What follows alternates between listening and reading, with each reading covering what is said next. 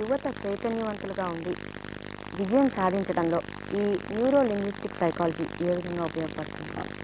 ఇది యువతకి చాలా అవసరం madam. Because I want to be a bridge between Indian values ఏ చనిపోతున్నాయో, విలువలు, నైతిక విలువలు, అలాగే వెస్ట్రన్ కల్చర్ మనకు వస్తుంది. వీళ్ళు మధ్యలో సతమతం అవుతున్నారు. ఇప్పుడు ఇండియన్ యూత్ని తీసుకుంటే they are having lot of energy they are ఏదైనా చేస్తారు. పొద్దున వాళ్ళు దయ్యాలు పూజ చేస్తారు, evening they will go and work on internet. They are ready to anything, but what they want is proof. మీరు ఏమైనా వాళ్ళకి ప్రూఫ్ ఇస్తే ఏదైనా చేస్తారు. They need a guidance. Lot of confusion ఉంది. ఏది కనిపిస్తే వాళ్ళు వెళ్ళిపోతుంది. They go for dancing, they go for internet, they go for computer. కాబట్టి they are having lot of energy, they want to many things. వాళ్ళకి ఒక గైడెన్స్ లాగా మనం NLP can be use for career guidance. ఇంకోటి ఇంపార్టెంట్గా వీళ్ళు ఏం చేశారంటే doctor Bandler and doctor Grinder they have identified the eyeball movements. అంటే ఐబాల్ మూమెంట్ సైకాలజీ అంటాం అనమాట. దాన్ని బట్టి వాళ్ళ పర్సనాలిటీస్ క్లాసిఫై చేసుకోవచ్చు. అకార్డింగ్ టు ఎన్ఎల్పి ఇందులో 3 టైప్ల పర్సనాలిటీస్ ఉంటాయన్నమాట.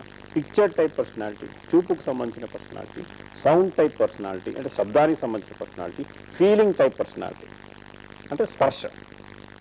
మిగతా 2 మనిషి మానవులు అంత డెవలప్ కాలేదు. సువాసన, రుచి అనేది. మీరేం చేస్తామంటే first we identify the classified personality. కొంతమందికి పుట్టగానే ఒక రకమైన అలవాటు ఉంటుంది. ఫర్ ఎగ్జాంపుల్ ఈ విజువల్ పర్సనాలిటీ ఉంది కదండి. ఈ విజువల్ పర్సనాలిటీ ఎలా ఉంటుందంటే మనం వాళ్ళకి సృజనాత్మక శక్తి ఎక్కువ ఉంటుంది. Creativity is very high.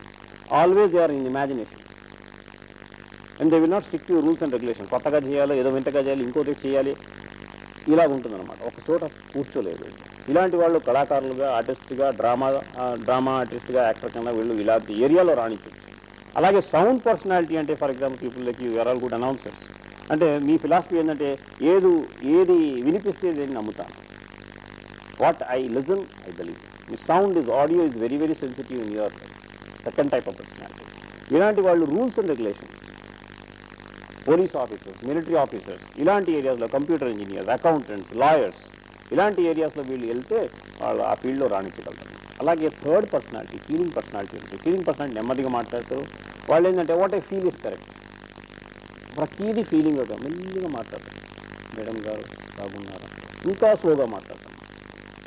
ఈ పర్సనాలిటీ మనం క్లాసిఫికేషన్ చేసిన తర్వాత వాళ్ళకి కరెక్ట్ గైడెన్స్ ఇస్తే వాళ్ళకి ఎలాంటి ఏరియాలో వాళ్ళకి ఇంట్రెస్ట్ ఉందో వాళ్ళకి తెలుస్తుంది. ఆ ఏరియాలో వాళ్ళు యాక్చువల్లీ రన్నింగ్ చేస్తారు అన్నమాట, ఛాంపియన్స్ కావచ్చు. మిస్అండర్స్టాండింగ్ మోస్ట్లీ ఏమవుతుందంటే due to certain reasons, financial reason, economic reason, ఏదో కంప్యూటర్ కొంతమంది కంప్యూటర్కి వెళ్ళిపోతారు, తర్వాత బాధపడతారు అన్నమాట. అలాగే ఇది క్యారియర్ గైడెన్స్ కింద యూత్కి చాలా important. Any field they can choose. Suppose ఇప్పుడు ఒక చదువుకునే విద్యార్థిని తీసుకుంటే